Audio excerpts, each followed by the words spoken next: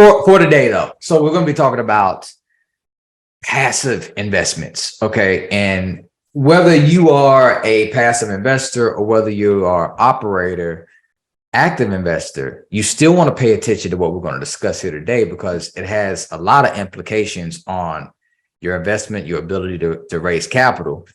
For one, if you are a passive investor, right, what are you looking for?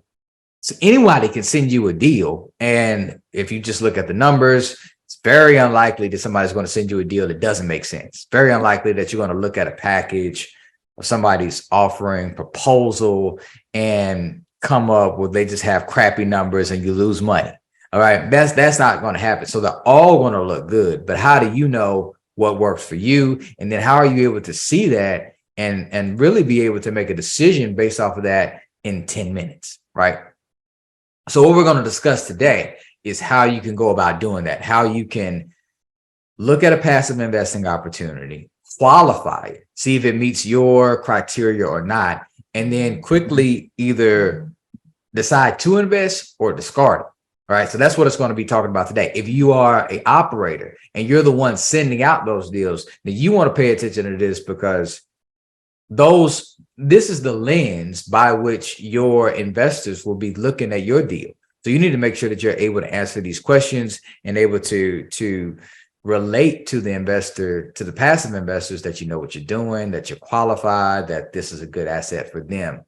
So together, I feel like this is a good topic for us to discuss here today. So let me go ahead and share my screen real quick for those that are new, just attending. My name is Jason Stubblefield. I run this multifamily investing business. It's called realapartments.com. That's RIL apartments.com. You should see that on your screen right now. So if you're curious about me, who is this guy? Why is he talking to me? What has he done? You can look at this website, browse through it, see past projects that we've done. We tend to focus on affordable housing right now, very unique niche within the multifamily space, but we found a lot of traction there, and we've got connections with city councilmen and other people. So we're excited about what we're doing there, and it's solving a huge need right now in the affordable housing space. If you want to hear about our investments, you go right over here to this Invest Now tab. That will bring you to a form. You fill out that form. Somebody from our team or me will reach out to you, see if our investments line up with your investing criteria. And once we have a deal, you'll hear about it. If you aren't on that list, however, you probably won't hear about it. And so that's the purpose with filling that out there. So let's go ahead and hop into this, right? How do you get a deal? And I'm gonna try to hit y'all over the head with this and get out of here in less than 30 minutes. But I got a lot of information to get through. As always with these, you showed up to this, get your questions answered. So if you got a question, go ahead, drop it in the chat. I'll try to either get to it at the end, or if it makes sense and is relevant to what I'm discussing at the time and I see it, then I'll go ahead and try to answer that right away. So passive investing. First of all, there's myths around it. And one of those myths is like, you don't have any control. When in reality, you do have some control as a passive investor. So I invest passively in deals, right? If you have a solo 401k or IRAs that you have control over, you can invest. But due to the rules, the IRS guidelines, you can't invest in your own deals. You have to have what they call an arm's length transaction. So with that, and just with general I believe in multifamily, so I invest in it. So I've been a passive investor. I am a passive investor in other assets. And so this is the criteria that I use as I look at a deal. And I'm going to be sharing that with you here today. But don't think that you don't have any control about it just because somebody else is running the show. You get to control the markets that you invest in, right? You should know that ahead of time. You get to determine the duration of the investment. If you want to be into a deal that's only 6 months, if you want to be something that's 10 years, you have control over that. You determine the goal, right? Are you looking to maybe invest in self-storage, or are you trying to look at multifamily, or maybe even trailer parks or what have you, right? So you have some control over what you're doing, and you control who you choose to work with. So you can have people that you say, hey, I will not work with, and you have people that are maybe on your short list of potential sponsors to work with. All right, so just know that going in. Also, this is not, I need to say this at the beginning, this is not legal advice. I am not a professional. I'm not, giving you any sort of tax advice or any of that. This is just Jason Stubblefield's ideas. Do your own due diligence, consult a professional. That should keep me out of any trouble. All right. So now let's go ahead and get started into this. The first thing that you should do as a potential passive investor is have an investment criteria. You know what I mean? Like, what is your what are you looking for out of a deal in the first place, right? That's going to save you time. It's going to save you future headaches. And by having a criteria, you're going to have the ability to make quick decisions, right? So now you can look at it. Somebody, if you say, hey, I'm not investing in trailer parks, or I'm not investing in New York, and somebody approaches you with a trailer park investment out of New York, well, then that's an immediate no, right? But that criteria, if you just do the work on the front end to think about it, right, it allows you to save time on the back end as you see a deal to say either this fits my criteria or it does not. One of the things I do as far as the pre-screening is, who is this operator? Have I spoken with them before? And so the reason, like I just mentioned, hey, if you fill out our investor form, I want to have a conversation with you. One is because you just want to see if you like somebody, see if they're trustworthy, and really have a personal connection with that operator that you're going to invest in. Because this is, even though it is real estate and it's numbers, it's investing, for me, it's personal, right? So I want to make sure that I know that person, I've had a conversation with them, and I'm not giving money or investing money with a stranger that I don't know.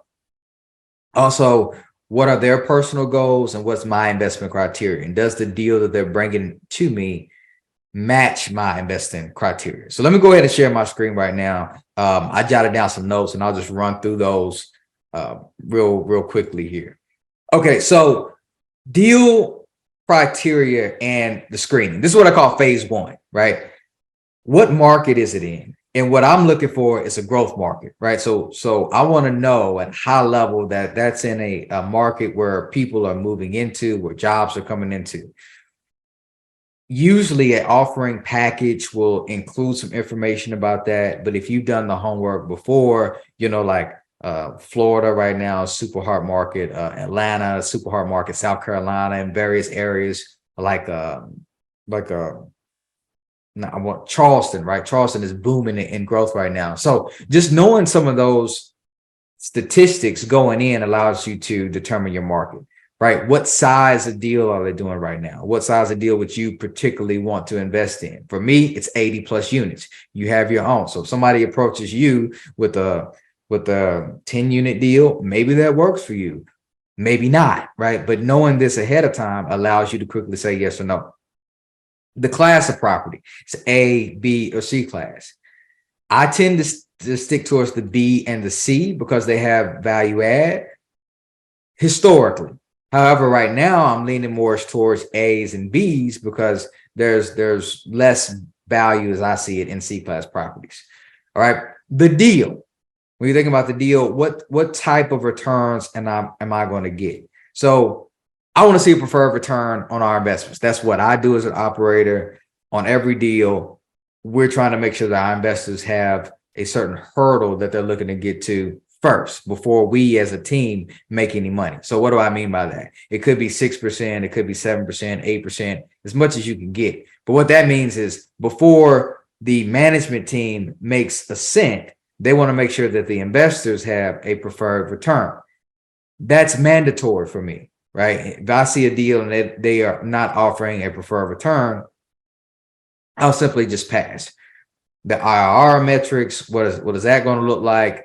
What does that number look like? All right, I want to see 14% or more. EM, that's for equity multiple. I'm trying to double my money in 5 years, if possible.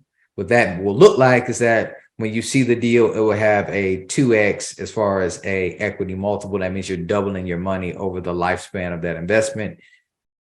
Will I take a 1.75 or 1.8? Sure. You know what I mean? Like deals are tighter now, but I look to be as close as I can get to 2 or greater.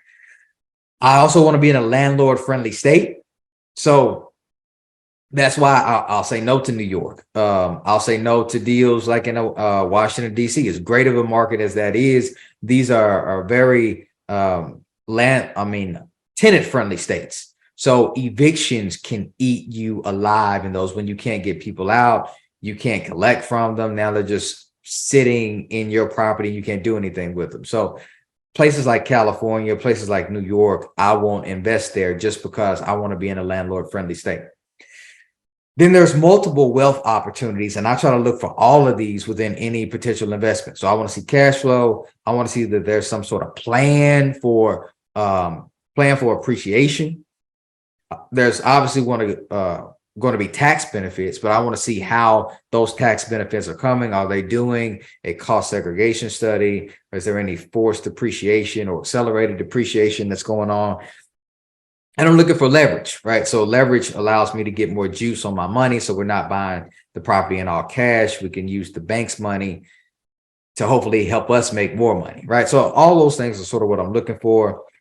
The duration of a deal, right? I want to be in a deal somewhere around 5 years. Usually it works out to be 3 to 7 years is what I'm investing in.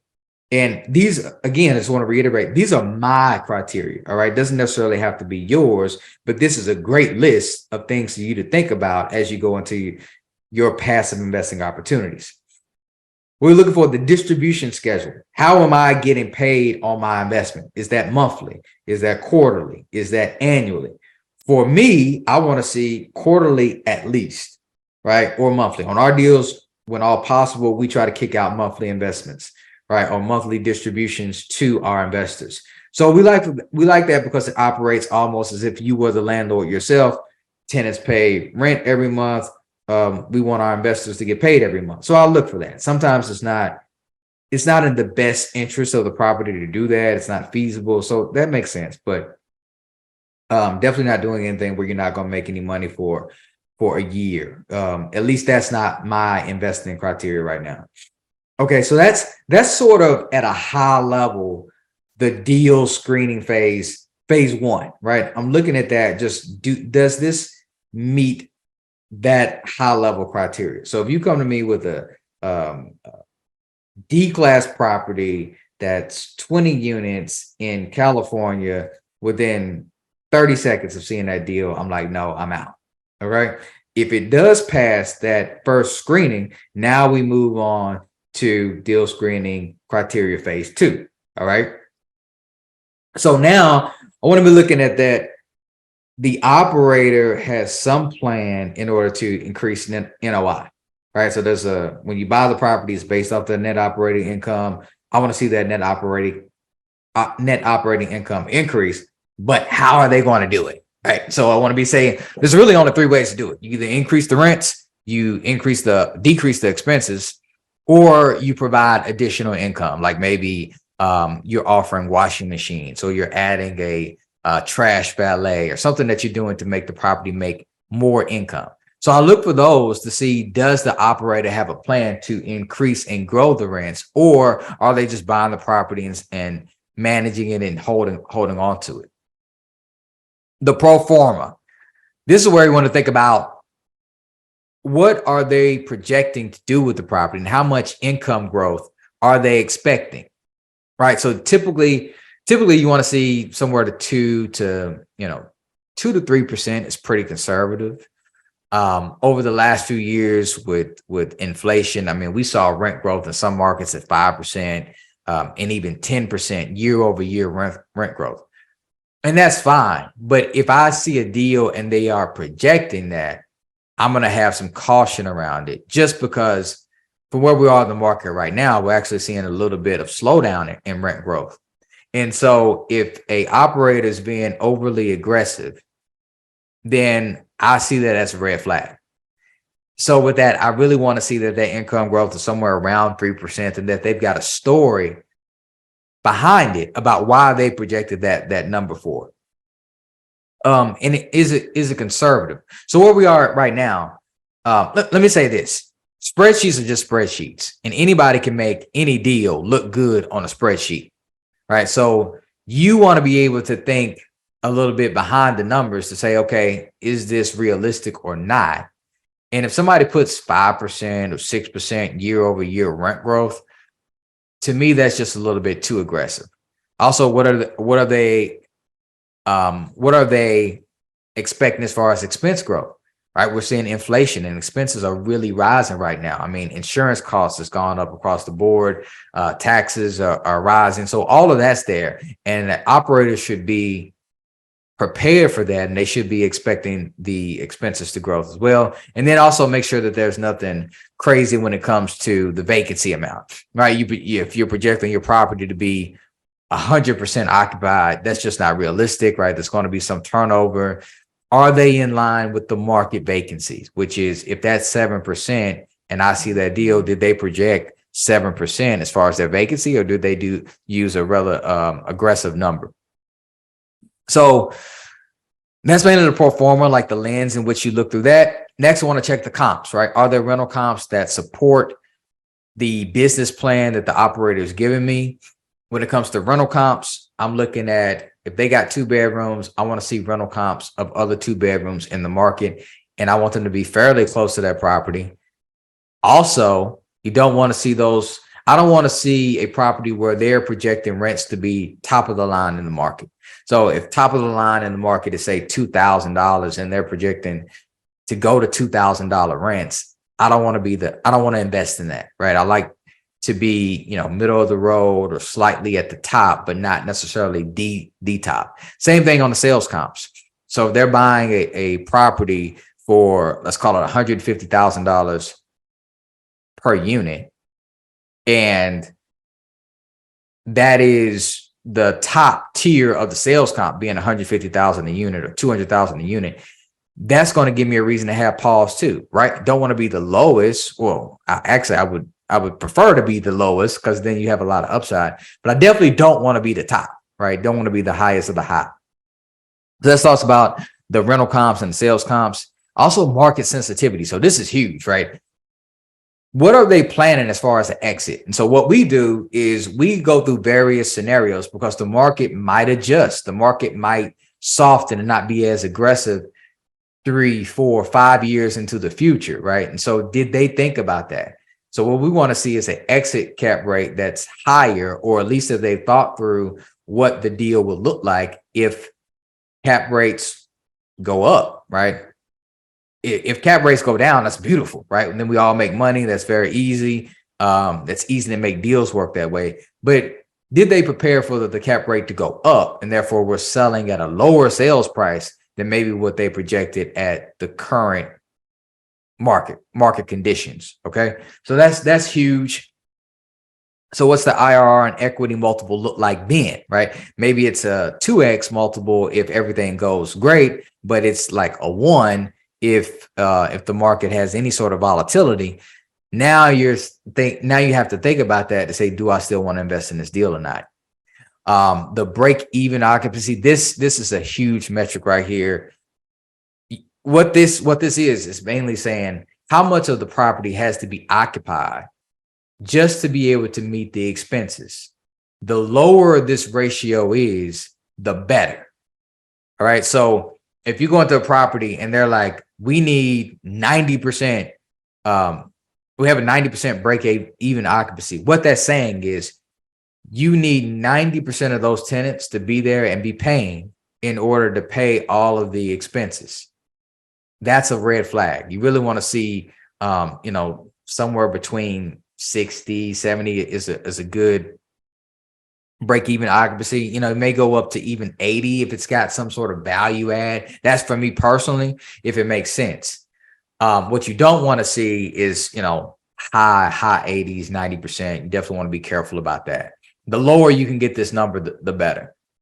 Okay. And then finally, so this is all just working through a system, right? If it now meets the deal screening, now we sort of get into the weeds a little bit of this deal and what the operator is going to do, right? But you may say, I don't like what they plan on doing with the net operating income. There's not enough rent growth. They were too aggressive with the income and expense growth. The rental comps are a little off, right? All these things allow you to disqualify a deal. But if they make it through that, now we go into deal screening phase 3. All right. So here is where I really want to make sure that operator has decided to be secure. And they put away some rainy day funds and stuff like that. So one is reserves, right? This is huge. How much money are they holding back for a rainy day, for the pipe that bursts in the unit that the insurance doesn't cover? How much are they prepared for, even, God forbid, but we having like COVID or something and you're shut down, and you want to have some funds set aside just in case something unforeseen happens and the whole business plan just go to crap, right? So I want to see that. Also, do they have CapEx reserves and do they have operating reserves? CapEx reserves means like, hey, they're planning $8,000 a door in a renovation. Did they only budget for $8,000 a door? Or did they put a little bit of added juice and padding to that number? On operations, right, that's the money that's just sitting in the bank account somewhere that the business team can pull from for a rainy day. Lending, want to make sure that they didn't get too aggressive on lending. That's not an issue right now because lenders aren't getting too aggressive right now anyway. But around 75%, even if they go up to 80, that's okay. You can't get too much more than that. But the lower that number is, and they're still able to make the numbers work, the better. Okay. Then is the debt recourse or non-recourse. Why that matters to me is if it's a recourse loan, that means that the lender offered them that financing sort of using the team as a backstop. So that can be a good thing and a bad thing, right? I've signed on recourse loans. It mainly means that you believe in the project. And if it does go bad, that the sponsorship team is going to step in and be financially responsible for that loan. Non-recourse means that, the bank feels pretty good about it. They will come take the asset and not hold the sponsorship team responsible for anything that went wrong in that deal. All right, fees. This is another one that's huge. You want to look at it. I understand the work that goes on with this, so I'm expecting them to get fees. Just want to make sure that the fees aren't too far out of line with what we expect. So acquisition fee, 2 to 5% is what you'll see. Typically, I want to see somewhere about 2 or 3% of an acquisition fee in the type of deals that I'm investing in. Asset management fee, that'll be somewhere around 2% as well. It can go up a little bit, down a little bit. And then capital events, right? If they're doing a refinance, there'll usually be a fee. When they sell the property, there's usually a fee, and that's somewhere around 2% as well. Could go up a little bit or down a little bit. Number 4 is huge here, though. This is the one I really pay attention to, and this is when I'm looking at I'll just have a conversation, but one of the things I look for once I get a private placement memorandum, which is where you really see the legal documents of how this deal is structured, and I want to see the order of the fees and the payouts. What I mean by that is, if I'm a passive investor, where does my money sit, and when will I get paid? Right. So will that operating team pay themselves before I get paid, or will they pay themselves only after I get paid?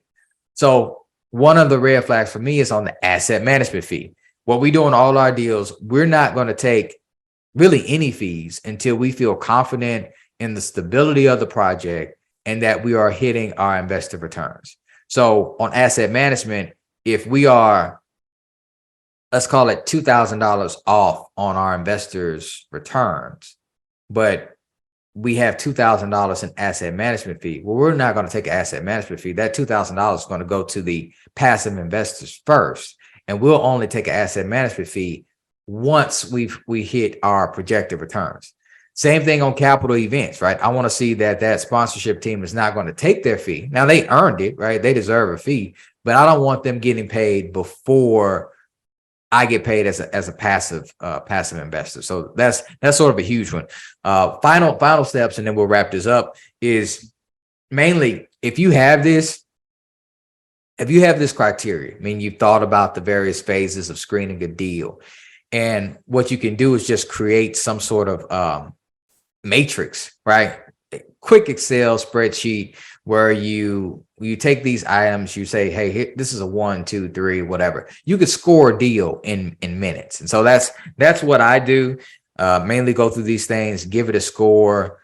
And if you feel good about it, now you could just use that to say, all right, I'm moving on to the final steps, which would be reviewing the documents. If they did a webinar, I want to see that webinar. And having a conversation with the operator just to go through and make sure that there's no ambiguity about what they've said, and maybe there's a couple questions that you have. But at that point, once I'm on the phone call to talk with them, it's just checking the boxes, making sure that I understand it the way that they said it to me, or the way that I'm interpreting it from that investment package that they gave me. Other than that, I feel good. I can make that decision quickly, and then we can move on. So again, just to reiterate, the way to use this, okay, is if you are an operator, you're putting the deal together, take this information and think like a passive investor and answer those questions easily for your passive investors. If you want them to invest, you need to be thinking along these lines. If you are a passive investor, use this information, have a criteria before you see any deal at all. That way, once you see a deal, you're able to say quickly, all right, I like this deal, it meets my criteria, or quickly, I don't like it, it's not for me. All right, that is it. And I did that in under 30 minutes, which I was hoping for. So I got a few minutes for questions if we have any.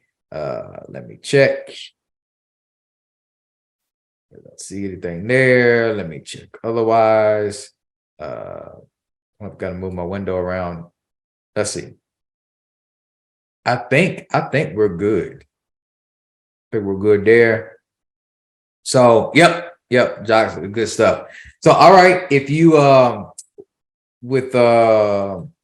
yeah, no need to stick around here. So, hopefully that was clear to you all. We do this every Friday. We're talking all about multifamily acquisitions, and how you can propel your career as a passive investor, as an operator, all of those things.